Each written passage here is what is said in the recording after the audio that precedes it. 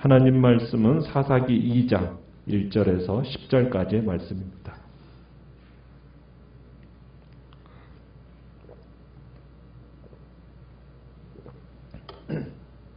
사사기 2장 1절에서 10절까지의 말씀을 교독합니다. 여호와의 사자가 길갈에서부터 보김으로 올라와 말하되 내가 너희를 애굽에서 올라오게 하여 내가 너희의 조상들에게 맹세한 땅으로 들어가게 하였으며 또 내가 이르기를 내가 너희와 함께한 언약을 영원히 어기지 아니하리니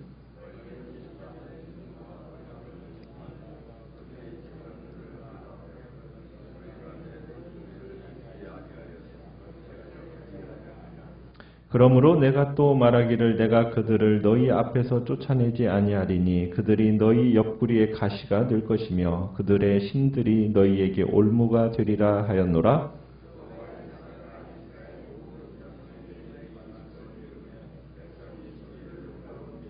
그러므로 그곳을 이름하여 보김이라 하고 그들이 거기서 여호와께 제사를 드렸더라.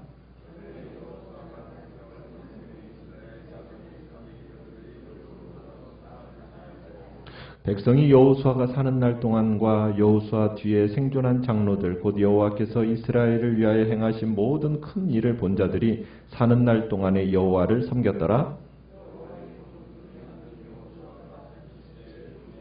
무리가 그의 기업의 경내 에브라임 산지 가하스산 북쪽 딥낫 헤레스에 장사하였고 그 세대의 사람도 다 그 조상들에게로 돌아갔고 그 후에 일어난 다른 세대는 여호와를 알지 못하며 여호와께서 이스라엘을 위하여 행하신 일도 알지 못하였더라. 아멘. 오늘 말씀의 제목은 여호와의 사자의 눈물이라는 제목으로 말씀을 나눕니다. 우리가 사사기 1장에서 이스라엘 백성들이 왜 가나안 사람들을 내치지 않고 그들과 함께 살기로 결정했는지를 우리는 보게 되었습니다. 그것은 경제적인 이유 때문이었어요. 이스라엘이 하나님의 명령에 순종하려면 가나안 사람들을 진멸시켜야 했습니다. 그런데 이스라엘 사람들이 이 가나안 사람들을 진멸하지를 않고 그들을 종으로 부렸던 겁니다. 그들을 노예로 부리면서 값싼 인력을 확보하고 그리고 그 값싼 인력을 확보하기 위해서 어떻게 보면 하나님과의 언약을 거역했던 거죠. 이스라엘은 분명 자신의 가나안 정착을 성공적이라고 아마 평가했을 것입니다. 왜냐하면 어느 정도 땅도 확보했고 또 많은 원주민들을 노예로 부리고 있었으니까 그들은 나름대로 우리는 성공적인 가나안 정착이었다라고 평가를 내렸겠죠. 그러나 이스라엘 백성들은 어떻게 보면 스스로 만들어낸 거짓 평안과 거짓 번성에 불과했던 겁니다. 하나님의 관점에서 볼 때 이스라엘의 정복은 분명 실패였습니다. 이것은 이스라엘이 하나님의 말씀에 순종하지 않고 하나님의 언약에 신실하지 않았기 때문입니다. 그로 인해서 이제 일들이 벌어지게 됩니다. 이제 이런 내용을 오늘 이제 2장에서는 여호와의 천사를 통해서 선언하세요. 이 천사의 메시지는 이스라엘의 거짓 평안과 이스라엘의 거짓 정착에 대한 어떻게 보면 꿈을 깨고 있는 그런 말씀이라고 할 수가 있습니다. 1절부터 보시면은 여호와의 천사가 여호와의 사자가 길갈에서 보김으로 올라와서 선포를 합니다. 이스라엘과 맺은 이 언약의 내용은 가나안 주민들과 언약을 맺지 말라는 거예요. 2절을 보시면은 이렇게 얘기를 하죠. 너희는 이 땅의 주민과 언약을 맺지 말라. 그 다음에 또 뭐라고 얘기합니까? 그들의 제단을 헐라. 주님이 분명하게 이들에게 말씀을 하셨어요. 그러니까 가나안 사람들과 언약을 맺지 말라는 얘기는 그들과 멍에를 같이 지지 말라는 얘기입니다. 또 가나안 사람들의 단을 헐라는 얘기는 그들의 단을 헐지 않으면 가나안 사람들의 그 우상들을 숭배하게 될 것이기 때문에 그 가나안 사람들의 단을 헐라고 명령한 거거든요. 그런데 이스라엘은 이 하나님과의 이 언약을 준수하지 않은 거예요. 오히려 가나안 사람들과 새로운 언약을 맺은 겁니다. 그래서 죄에 대한 하나님의 심판은 단호합니다. 불순종한 이스라엘에게 세 가지의 심판을 내리고 계시는데요. 3절을 보시면은 그러므로 내가 또 말하기를 하면서 첫 번째, 가나안 사람들 내가 더 이상 몰아내지 않겠다. 이렇게 말씀하십니다. 현실적으로 이스라엘에게 이들을 지금 가나안 사람들 몰아낼 의향이 있습니까? 없습니까? 없어요. 왜? 그들을 값싼 노동력으로 이렇게 부려먹는 것이 굉장히 이게 편하거든요. 그러다 보니까 이런 말은 그렇게 큰 충격은 아니었을 거예요. 그러나 오늘 그들이 이권을 추구하며 살려던 이 가나안 사람들이 훗날 그들을 괴롭히고 지배하는 적이 될 거라는 거죠. 이것을 생각하면 이스라엘이 지금 당장의 이익에 눈이 어두워서 엄청난 대가를 치르게 된다는 것을 알 수가 있습니다. 두 번째는 가나안 사람들이 3절에 보면 그들께 하죠. 그들이 너희 옆구리에 뭐가 될 것이다? 가시가 될 것이다. 너희를 괴롭히는 가시 같은 존재가 될 거라는 얘기예요. 지금은 이스라엘 사람들이 가나안 사람들을 억압하고 착취하며 웃고 있지만 앞으로 두고두고 너희들에게 죗값을 치르게 될 거다.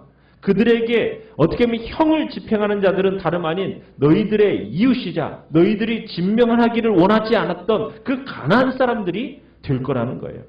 지금은 가나안 사람들이 이스라엘의 종이 된 것처럼 보일지 모르겠지만 머지않아서 너희들을 괴롭히는 세력으로 성장하게 될 거라는 겁니다. 오늘의 값싼 노동력이 결국엔 내일의 착취자가 될 거라는 얘기를 지금 하고 계시는 거예요. 세 번째는 3절 마지막에 그들의 신들이 너희에게 뭐가 되리라? 올무가 되리라. 이스라엘 정말 너희들에게 올무가 되리라는 거예요. 선미라 자칭하는 너희들에게. 이스라엘 사람들이 가나안 사람들의 이 종교를 딱 접했을 때 많은 그 우상들이 어떻게 많은 자유와 풍요로움과 안정을 보장하는 듯이 보여준다는 거예요.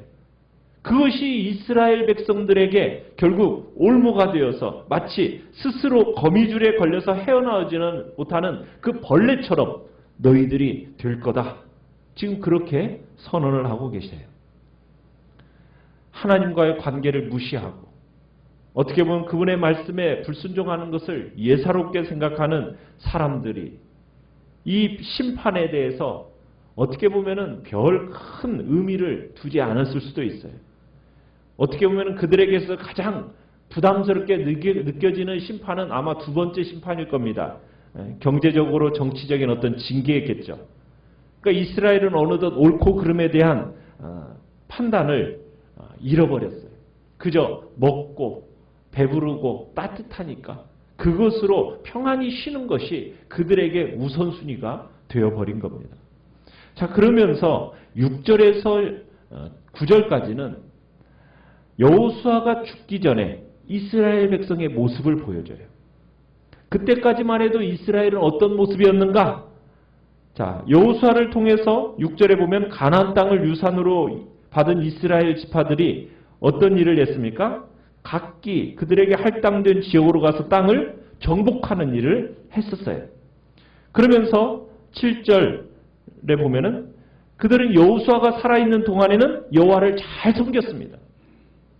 또 여호수아가 죽은 후에도 하나님의 은총을 직접 체험한 장로들이 살아있는 동안에는 여호와께 신실했어요. 광야 생활과 가나안 정복 여정을 통해서 하나님의 자비를 직접 체험한 신앙의 소유자들이 자리를 딱 지키고 있을 때에는 이스라엘이 잘못되지 않았습니다. 그러더니 이제 여호수아가 죽어요. 모세의 시종이었던 여호수아가 여호와의 종으로 끝을 맺으면서 110세에 죽고 결국에는 그가 속해 있는 에브라임 지파의 땅 딥낫 헤레스라는 곳에 장사 지내게 됩니다. 그러더니 10절에 가보니까 여호수아만 죽은 것이 아니라 그를 돕던 장로들의 세대 사람들도 모두 죽게 됩니다. 그러면서 이제 일들이 일어나요. 지금 여러분 1절에서 5절까지와 6절에서 9절까지를 비교하면서 지금 사사기 기자가 지금 전달하고자 하는 의미가 있어요. 그 의미는 뭐냐면 이스라엘의 실패하는 이유를 조명해 주는 겁니다. 이스라엘이 지금 가나안 정복에 실패하게 된 근본적인 이유가 무엇인지 하나님의 관점에서 설명해 주고 있는 거예요. 겉으로는 가나안 사람들의 그 철병거가 문제인 듯이 보였어요. 그런데 그게 아니었다라는 거예요. 또 하나님과의 언약보다도 어떻게 보면 경제적인 실익을 추구한 것이 문제인 것 같아요. 그런데 10절에 보니까 문제가 뭐였어요? 하나님을 모른다는 거예요. 하나님을 향한 이스라엘 사람들의 마음이 떠나버렸다라는 데 문제가 있는 겁니다. 그러니까 사사기의 기자는 이곳에서 이거 사실을 지적하는 거예요. 그러면서 사사시대에 어떻게 보면 전반적인 영적인 분위기가 이러했다라고 지금 선언을 합니다. 사사시대의 영적인 분위기가 전반적으로 어떠했습니까? 그 대를 이은 세대가 지금 어떻게 된 거예요? 여호와를 알지 못했다. 여호와를 알지 못했다. 여호와를 알지 못했다라는 것은 여러분 그저 뭐 여호와를 섬기지 않고 우상으로 섬겼다 이 얘기를 하는 게 아니에요. 하나님을 섬긴다고는 했어요. 하나님께 예배도 드린다고 자부도 했어요. 그런데 그들의 마음속에 여호와 하나님에 대해서 어떤 생각을 가지고 있었냐면 여호와 하나님은 그들이 어떻게 보면 가나안 사람들이 숭배하는 신이나 다를 바가 없는 그런 존재로서 여러 신들 중에 하나로서 생각하게 되었다라는 거예요. 성경 말씀의 기준에 따라 판단하면 하나님께 여호와를 예배를 드리고는 있지만 하나님을 알지 못해요. 그분이 정말 이스라엘을 돌보신 일도 알지를 못합니다. 여러분 성경에서 하나님을 안다라는 것은 그저 머리로 객관적으로 이렇게 아는 것만을 얘기하는 게 아니에요. 하나님을 안다는 것은 관계적인 의미이고 체험적인 의미입니다. 그러니까 하나님께서 이스라엘에게 은총을 베푸셨다는 것을 안다라는 것은 어떤 책임감 있는 반응과 의무로 이어지는 거거든요. 그런데 지금 이 새로운 세대가 여호와를 모른다는 거예요. 여호와를 모른다는 거예요. 여러분 이게 매우 불길한 징조입니다. 여러분 믿음이라는 것은 한 세대의 체험이 다음 세대의 신앙의 유산으로 남겨질 때 그게 의미가 있습니다. 여러분이 주님 앞에서 경험한 정말 여러분의 신앙의 유산이 여러분의 대에서 끊어지면 의미가 없어요. 그 대는 어떻게 되어져 가야 된다고요? 다음 대까지 이어지도록 여러분 그 신앙의 유산을 넘겨줘야 되는 겁니다. 그런데 지금 여호수아가 죽고 나서 그 다음에 형성된 새로운 세대는 하나님을 몰라요. 하나님의 그 놀라운 은혜와 놀라운 역사와 그 은총에 대해서 뭐 말로는 들었는지 어쩌는지를 모르는데 자신들의 삶과는 연관성을 찾지를 못하는 거예요. 그저 하나의 전승으로서 유산을 받았을지는 모르지만 신앙으로서는 유산을 받지 못했던 거예요. 우리가 체험한 하나님, 그 체험한 하나님, 그 은총, 정말 우리의 마음의 가슴에만 묻어두면 안 된다는 거예요. 그것이 우리의 다음 세대에게 증거되어져야 되고 그 다음 세대에게 이 신앙의 유산이 이어져야 된다는 거예요. 그렇게 가도록 그들의 삶을 격려하고 도전하는 자리에 우리가 있어야 되는 거예요. 그저 편안하게 사니까 먹고 마시고 그저 이 땅에서 편안하게 사니까 그것으로 되었다라고 여러분 생각하면 안 된다는 거예요. 그러면은 어떻게 된다고요? 사사기 시대가 일어나는 거예요. 천사의 이제 이 이야기를 들은 이스라엘 백성들은요. 4절에 가보면은 이 여호와의 사자가 경고를 하니까 통곡하며 울었어요. 자신들이 모였던 곳을 통곡하는 자들의 이름이라고 했어요. 그곳에서 하나님께 제사도 드렸어요. 그런데요. 하나님께서 이들의 통곡을 듣고도 용서하지 않으셨어요. 왜 그랬을까요? 여러분 필요한 건 통곡이 아니라 철저한 회개고 하나님과의 맺은 언약의 준수에 대한 새로운 결단이었던 거예요. 진정으로 지금 회개하지 않은 거예요. 진정으로 회개했다면 어떤 일이 벌어졌겠어요? 이방신들의 제단을 무너뜨렸겠죠. 이방 민족들과의 언약을 깨뜨리고 그들을 진멸시켰겠죠. 그런데 그들이 그렇게 했어요? 안 했어요? 안 했어요. 여러분, 운다고 되는 게 아니에요. 자주 죄 때문에 통곡한다고 운다고 여러분 그게 문제가 해결되는 게 아니에요. 통곡은 물론 아름다운 거예요. 그런데 이 통곡은 뭐가 함께 포함되어져야 되는 겁니까? 철저한 회개와 순종이 그 다음에 동반돼야 되는 거예요. 그저 울기만 하면 그리고